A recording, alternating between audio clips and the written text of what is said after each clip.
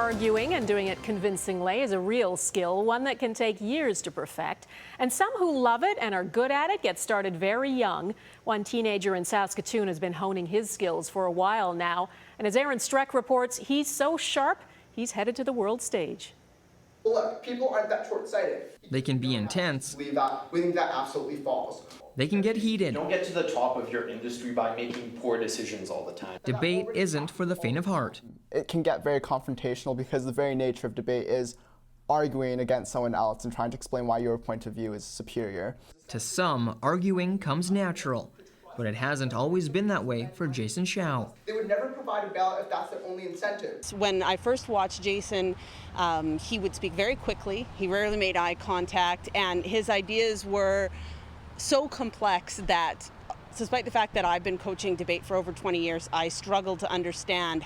Instead of hanging outside with his friends this summer, the 16-year-old is inside glued to the computer and spending it with a desk stacked with books, cramming his brain for the biggest stage of his life.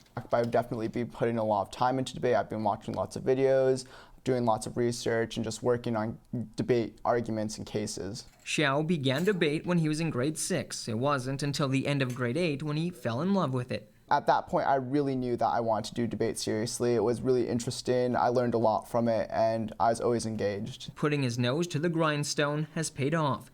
Jason made the national debate team after trying out in April. The only Saskatchewan representative will compete in Germany in November and is hopeful out of 14 he can crack the top 5 to go to Worlds in July. Jason's strengths are so unique, though, that I think that it's going to be difficult to replace him with someone else who thinks that well. So I think he's got very good odds of making the team. I think that I definitely could be with the right amount of effort put in, and I think that if I put in enough time and work, I can definitely make the 5 this year. With that kind of drive, he won't get any argument from us. Aaron Streck, Global News.